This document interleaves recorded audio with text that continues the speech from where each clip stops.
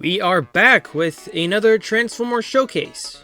This time we are focusing on a Decepticon. Here is my HO scale custom model of Astrotrain. Astrotrain is one of the few triple changers of the Transformers franchise, able to transform into a steam locomotive and a giant spaceship. Astrotrain wasn't used a whole lot in most iterations of the franchise, at least from what I've seen, but he has remained quite popular, especially given what he does in the current ongoing comic run by Skybound and Image Comics. Astrotrain has shockingly never had an HO scale model made of him, at least officially, and if you don't count his G1 toy, which is HO scale but at 3 foot gauge for HO scale, which doesn't exist in Model Train Track. A few people have made custom models of him in HO scale, notably the Lazy Eyebrow, who made a G1 accurate shell based on his original basis, D51. My personal approach to modeling Transformers is more so to find a unique alt mode and design to them, and also give them a slightly non-standard paint job. And also, Astrotrain's alt mode has never been exactly concrete. He is a D51 in the G1 cartoon, a C62 in the Skybound comic, and he's also been a variety of Cybertronian and diesel locomotives across many iterations. My personal favorites are the D51 and C62. I think I lean towards the C62 better. However, Japanese steam locomotives in HO scale go for pretty pennies. Let's say that. Yeah. Now I could always print a body shell, but I know it was beyond my capabilities having to design one for my specific chassis. So I just skipped on Japanese engines. The guy turns to a spaceship. I think we have a little bit of leeway here. And so I decided to make him something somewhat similar to his Skybound run, but not exact. I happen to still have my old Caitlyn model from years ago in my old junk box. I decided to make use of that, as I plan on making a new Caitlyn model one day. So I got to work prepping the model for its new look. First thing I did was take the whole thing apart and submerge the body in isopropyl alcohol. Any percentage really works, but the stronger the better. After about 6 hours or so, I took the model out and scrubbed it with a plastic wire brush to remove the paint. Once all the paint was off and a quick wash and dry, I got to modding. Astrotrain almost always has smoke deflectors and boosters on his rear where his cab is, so I applied that here. For the boosters, I just used some cardstock to cover the cap opening, and then coated the whole thing in a generous amount of super glue. I then carefully plopped each little cone piece for the boosters into place. This was very fiddly, but I managed to get it even in the end. I then searched for smoke deflectors to use.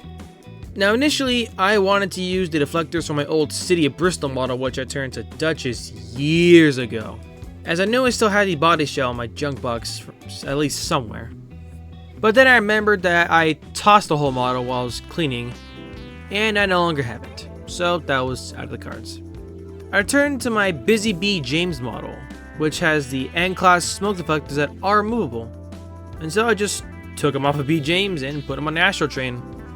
After modding, I primed the body in Rust-Oleum flat white primer. And after a day of drying, I sprayed the body in Krylon's Gloss Rich Plum. Now it is well known that Rust-Oleum and Krylon paints do not mix, but I figured since the primer was already fully dry, that'll be fine. And it was. This is what we call foreshadowing, people. I then consulted some friends regarding how to paint other details, as I didn't want Astrotrain to be just a whole monotonous purple color.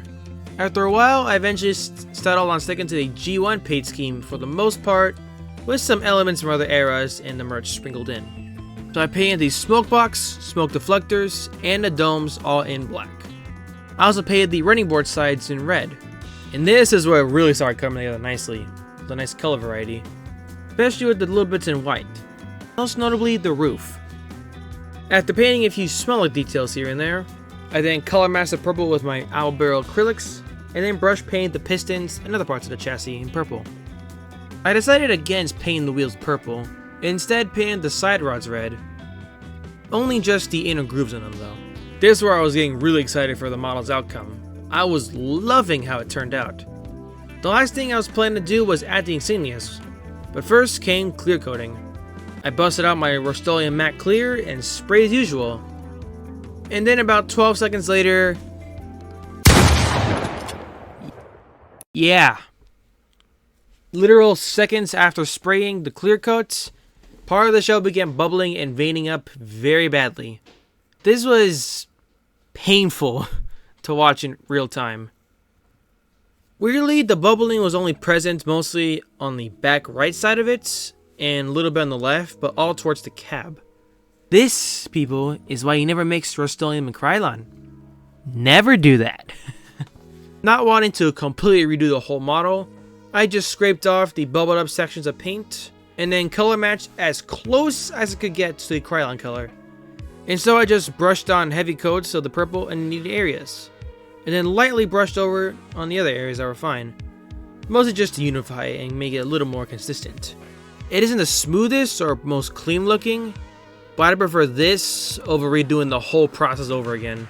You can just hand wave by saying just a little wear and tear from fighting Autobots for so many years. But after that whole mishap being fixed, I sought out a clear coating alternative. I decided to try out Mod Podge matte finish. This is a water-based clear coat that brushes on, and I was also able to apply it to my other chassis parts as well, which sends this brush on.